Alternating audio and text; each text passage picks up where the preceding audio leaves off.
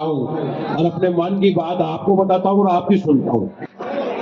सम्मानित मंच, करीम भाई वगैरह, उमर दराज जी, सभी आम आदमी आम आदमी आम आदमी पार्टी पहले भी सब वक्ताओं ने कह दिया और सब बातें आपने सुनी है। मैं एक बात पूछना चाहता हूँ, यहाँ बड़े बुजुर्ग भी मौजूद हैं, बच्चे भी मौजूद हैं। 75 साल देश को आजाद हुए हो गए हैं। बेशक 75 साल देश को आजाद हो गए हैं, हुए और आज भी हम इस देश के आजादी के बाद शिक्षा, अस्पताल और रोजगार के लिए घूम रहे हैं। हर साल 5 साल बाद मेले लगते हैं, नेता आते हैं कि मैं ये कर दूंगा, मैं वो कर दूंगा। अरे 5 साल 75 साल, कभी भारतीय जनता पार्टी आएगी, कभी कांग्रेस आएगी, हमारे रोजगार कहाँ है? सॉफ्टवेयर इंजीनियर कैसे बनेंगे अगर इंग्लिश मीडियम स्कूल आपके बीच में नहीं होगा? एक प्राइवेट स्कूल में जयपुर शहर में बच्चे को पढ़ाने के लिए इंग्लिश मीडियम में 15 से 20 हजार रुपए महीना का लगता है। क्या इतनी आमदनी भी कर पाते हैं हम लोग? तो कैसे पढ़ाएंगे अपने बच्चों को? ये जिम्मेदारी किसकी है? सरकार की। क्यों सरकार की क्यों है? आप जो भी चीज खरीद करके पहनते हैं, चाहे कपड़ा हो, चाहे पेट्रोल हो, चाहे राशन हो, उसमें जीएसटी, इनकम टैक्स सरकार आपसे लेती है। तो किसी को पता नहीं चलता कि मैं इनकम टैक्स जमा कराऊंगा, कोई जमा नहीं।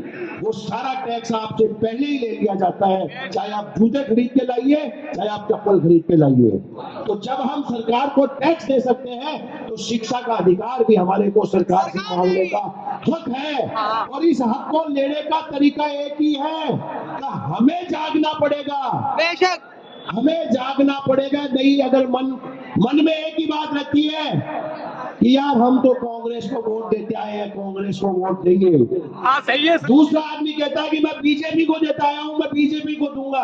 तो भाई साहब, आपकी कोई सुनने वाला नहीं है। ये 75 साल तो आप छोड़ो, 750 साल बाद भी आप ऐसे ही बातें करते रहेंगे, ऐसे ही नेता आते रहेंगे और ऐसे ही आप सबसे वोट लेते रहेंगे। स्कूल जरूरी है। बेशक वो मोहल्ला क्लिनिक जो केजरीवाल जी ने दिल्ली में करके दिखा दिया, क्या जरूरत नहीं है उसकी? जरूरत है या नहीं है? आपके यहाँ पे, आपके इस इलाके के अंदर जिस तरीके का इलाज किया जाता है उससे मैं वाकिफ भी हूँ। मैं उन डॉक्टर्स का नाम भी नहीं लूंगा किस तरीके से करते हैं, लेकिन हम एक बात कह सकते हैं, अगर आप लोग मन कर लो, एक एक को समझा दो, हमें हमारी जरूरत के लिए उमर दराज भाई को विधानसभा में भेजना है, तो कोई ताकत इनको 25 तारीख को जिताने की बात जो कर रहे हैं, वो 3 तारीख को रिजल्ट आदर्श नगर विधानसभा से उमर दराज भाई का आएगा। और ये स्कूल, मोहल्ला क्लिनिक और रोजगार की बात हम उस वक्त उठाएंगे। और मैं ये आपको कह सकता हूं कि 5 साल में हर वार्ड में मोहल्ला क्लिनिक आम आदमी पार्टी के कार्यकर्ता चाहे भामाशाहों से दान लेकर के खोल करके दिखाएगी। अगर आप लोग थोड़ी सी ताकत दे दीजिए, एक व्यक्ति को अगर विधानसभा में पहुंचाएंगे, आदर्श नगर का एक भी वार्ड नहीं बचेगा जहां मोहल्ला क्लिनिक नहीं होगी, सरकारी स्कूल नहीं होगी। ये हम करके दिखाएंगे।